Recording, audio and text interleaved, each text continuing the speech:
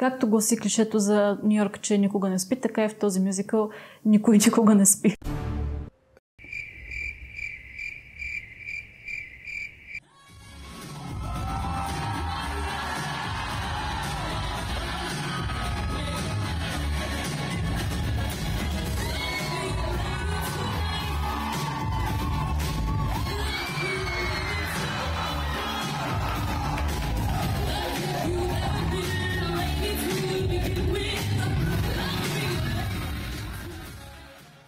Здравейте, приятели! Добре дошли в поредния епизод на Полетът на Бръмбърн. Както винаги, аз съм Ели и тук си говорим за култура. Днес ще ви разкажа за Guys and Dolls, един от двата мюзикъла, които гледах в Лондон. За тези от вас, които за първи път попадат на моя видео, начинът по който се случват обикновено тези отзиви е следния. Обичам да започвам с кратка история и евентуално сюжет на спектакъл, след което преминаваме към конкретния прочит на представлението, най-вече от гледна точка на сценографски решения и накрая обсъждаме изпълненията. И така, Guys and Dolls или Момчета и кукли, ако трябва да го преведа на български, макар че го срещнах и като Момчета и момичета, за целите на това видео ще използвам английското му име. Guys and Dolls е мюзикъл от 1950 година с музика и текст, дело на Франк Лесър, и книга, разбира и сценарий, на Ейб Бърлс и Джо Свирлинг по мотиви от разкази на американския журналист и писател Деймън Ранян. Считан е за един от най-великите мюзикали изобщо, а оригиналната му постановка се играе цели 1200 пъти на Бродуей. През 1955 се здобива и с филмова адаптация, в която участват легенди като Марлон Брандо и Франк Синатра.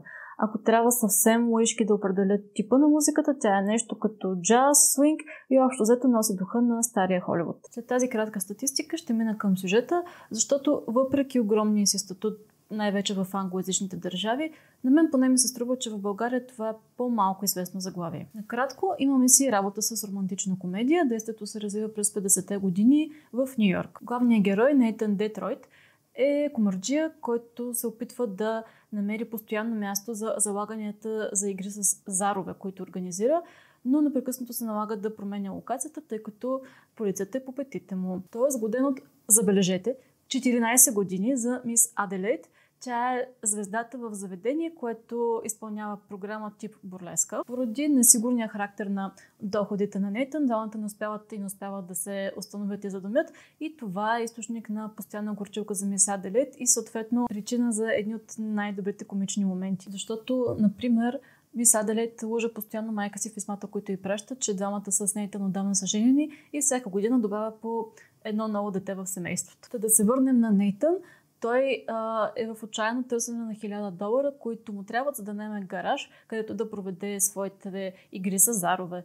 Естествено, той няма тези пари, затова се налага да потърси помощ от друг известен комарджия, Скай Мастърсън. Той е прословут с това, че е склонен да приема всякакви невероятни облози. Ето защо Нейтън сключва баз за $1000, че Скай трябва да заведе в Хавана жена по избор на Нейтън. А неговия избор е Сара Браун, представител на нещо като мисионерска организация, която се казва Спаси душа. Общо взето като тези досадни набожни хора, които ходят с листовки по вратите ви и в тази версия на мюзикъла се опитват да намират грешници, които да доведат в мисията си и да почнат да превъзпитават. След известни засечки и хумористични завръзки в сюжета, Сара все пак заминава за Хавана с Скай. Там под влиянието на нещо, което би трябвало да е мляко, но не е, започва да се държи не съвсем християнски и разбира, че има естествено чувства към Скай. При завръщането им в Ню Йорк обаче се оказва, че комарджиите са използвали квартирата на мисията, за да организират игрите си там. Съответно, Сара се чувства предадена и обръща гръб на Скай. Междувременно, другата ни двойка, Нейтън и Аделейд, не се радват на по-голямо щастие, тъй като Аделейд продължава да настоява двамата да избягат и да се оженят, а Нейтън все така иска да си намери локация, на която да има постоянно залагания с зарове. За да спаси Сара, която междувременно заплашва да изгуби работата си в мисията заради историята, която преди малко ви споменах, Скай лъже, че загубил облога с Нейтън, но се залага с него и с останалите комарджии, че ако спечели последната в мюзикъла игра на зарове, ще доведе поне дозина от тях в мисията на Сара, за да може да спаси реномето й. Естествено, тази вечер той печели многократно и води своите събратя в квартирата на мисията. Тази сцена е изключително забавна и емблематична, тъй като тогава се изпълнява, може би, най-известната песен на мюзикъла Sit Down, You're Rockin' a Boat. For the people all sit down, you're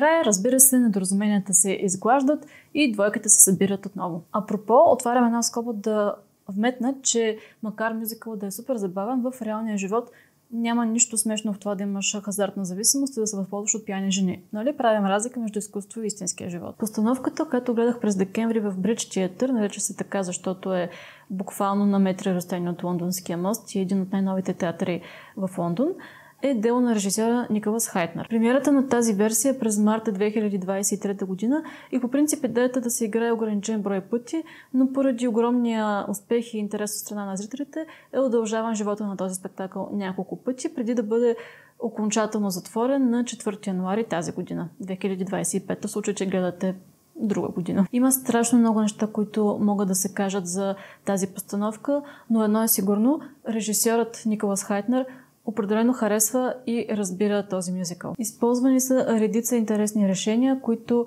да направят този мюзикъл да изглежда актуален за нас, без обаче да се губи оригиналния чар и стил на стария Холивуд, какъвто това заглавие определено носи. Като за начало нямаме класическото разпределение на сцената в единия край на залата, а зрителите са разположени около всички страни на, да го наречем, сценичното пространство, нещо като при боксов ринг. Навлизане в залата усещането леко като за физкултурен салон, тъй като има разчертани няколко правоъгълника, които всъщност са подиуми, които се в хода на действието издигат, спускат и се реорганизират в безброй различни конфигурации. Също така, пак при влизане в залата се чува специфичен шум като на уличен трафик в голям град.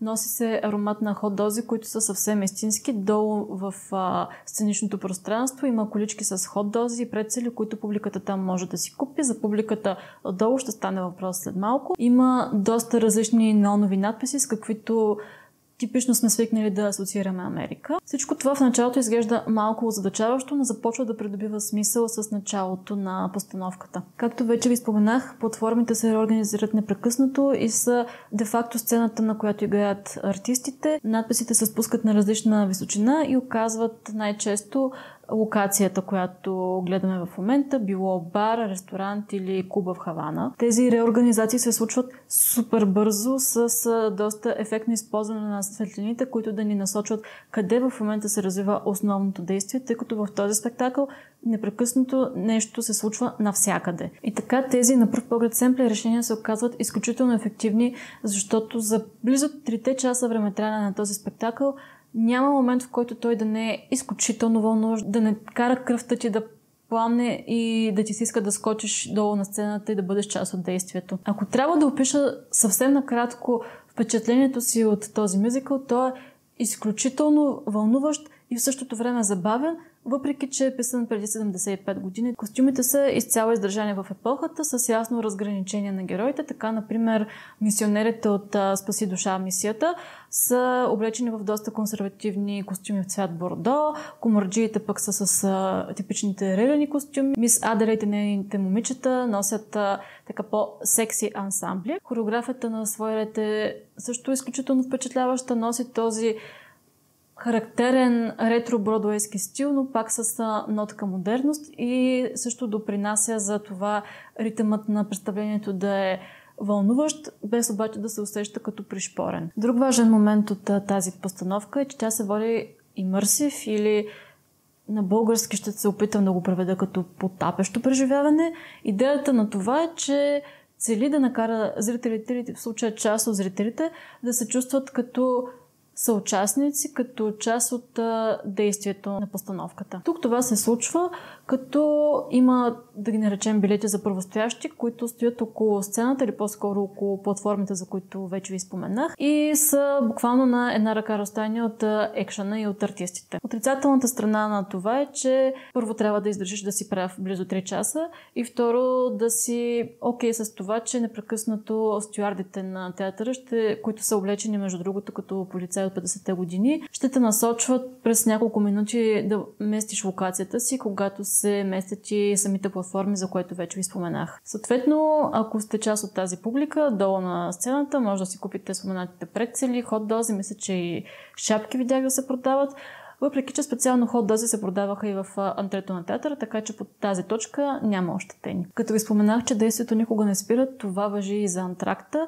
По време на антракта част от изпълнителите пеят някои от песните в малко по-различен аранжимент, малко по-блус аранжимент, а малко преди началото на второто действие, в края на някои от платформите се слагат столове и се избират доброволци от зрителите, които желаят да се включат в така по-имърсив преживяване в началото на второ действие. За целта обаче трябва да имате навършени 18 години.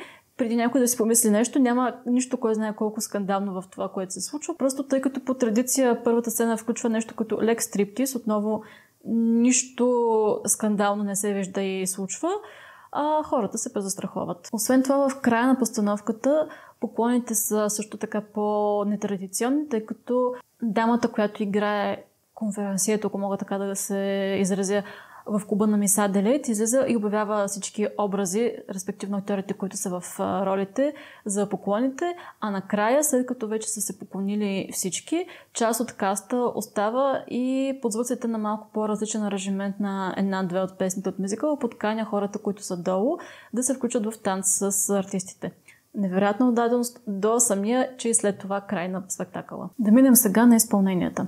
Аз вече го намекнах, може би, на няколко пъти във видеото, но абсолютно всички от актьорския състав бяха феноменални. Имайте предвид, че аз загледах спектакъл в редова четвъртък вече, при, за съжаление, не напълно продадена зала. Нищо от това не се усетило в изпълненията.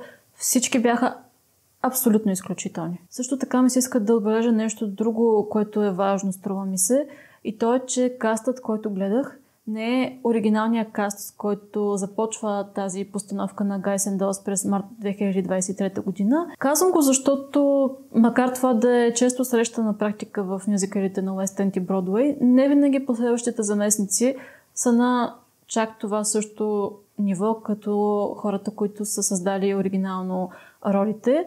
Не в този случай обаче. Толкова бяха добри, че в момента ми е трудно да отлича някой от артистите, но все пак ще се опитам. Трябва да започнем от някъде. Затова нека да започнем с двете дами в главните роли, Сара Браун и Мис Аделейд, тъй като чисто певчески те имат най-сложната задача. В ролята на Сара Браун видяхме Джина Бек. Тя има сериозен опит на Уест Енд. Играла е Кристин от Фантома от операта, Козет от Клетниците, Глинда от Уикет или Злосторница според последния превод на български, Мис Хъни от Матилда и още много други заглавия. Тя има типичния красив, чист сопранов глас, който е характерен за много от ролите в мюзикалния жанр, особено в класическите такива. И в Guys and Dolls получаваме точно това. В същото време Джина Бек умее нещо, което аз изключително много ценя, когато става въпрос за музикален театър, и то е пеенето в образ, пеенето в роля. Това означава с пеенето си да успееш да създадеш емоциите и чувствата на героя, който играеш. Което означава, че понякога можем да чуем леко изръмжаване, лек фалцет или някакъв друг ефект, според това какво изисква ролята. По моето скромно мнение, това е едно от най-трудните неща за постигане, когато става въпрос за мюзикъл, да се намери този баланс между красиво пеене, но и пеене в роля. За щастие, Джина Бек, както и всъщност абсолютно всички от състава на Guys and Dolls, които гледахме, го умеят до съвършенство. Също така, Джина Бек ми хареса и чисто актьорски как стоеше и как пресъздаде промяната на Сара Браун от така по-консервативна мисионерка към малко по-разчупена и човечна жена в края на мюзикъла. Като Мис Аделейд гледахме Тимика Рамзи.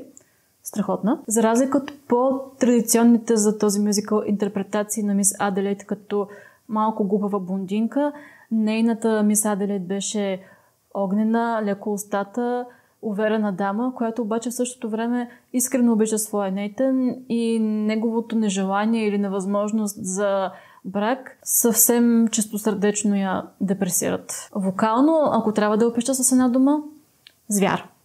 Истински звяр. В чисто актьорски план също имаше страхотни попадения. Показа удивително владеене на това, което на английски се нарича line delivery, на български начина, по който се изговарят и поднасят репликите. Страхотен комедиен тайминг, невероятен усет. Както вече ви казах, мюзикъла е забавен, но една от причините тази му версия да е толкова забавна, именно това, че артистите са успели естествено под ръководството на режисьора да направят свежи тези писани преди повече от 70 години шеги. В Guys and Dolls голяма част от шегите от комедийните ситуации са свързани именно с Мис Аделейд и нейната връзка с Нейтън. В ролята на Скай Мастерсън не видяхме титуляра на ролята, а дубльор поради липсата на по-добра дума на български, Пирс Роган. По нищо не си е проличало, че сме гледали не титуляра. Пирс Роган беше еднакво убедителен и певчески, и актьорски. Да, може би не чак толкова добър, колкото двете дами на централните роли, но въпреки това носещ този специфичен олдскул чар на стария Холивуд, който, ако сте гледали стари черно-бели филми, знаете, че когато са добри, разбира се, тези филми, имат една такава очарователно наивна доброта, ако мога така да се изразя. И както изпълнението на Пирс Роган, така и на целия колектив и цялостно този спектакъл носи, за мен поне, подобно усещане. В ролята на мъжа, за когото всички говорят, Нейтън Детройт, видяхме Олайн Артър. Извинявам се, ако не го произнасям правилно, защото човек от лъвски произход. Той е, може би, еманацията на това, за което ви споменах по-рано, пеене в образ, тъй като по замисъл оригинален на мюзикъла, това не е герой, който трябва да е изключителен певец и вероятно Олайн Артър също не е, но има страхотен, подобно на Тимика Рамзи, усет за комедия и като цяло усет как да представи автентично героя си, без да губи това специфично очарование, за което вече толкова пъти ви споменах. Това е мъж, който живее на ръба, който постоянно е на път да се издъни, то сериозно, и поради всичко това е изключително притеснен, но никога не губи дозата оптимизъм. Освен това, въпреки че отказва упорито да се ожени за своята Мис Аделейд, Нейтън Детройт на Олайн Артър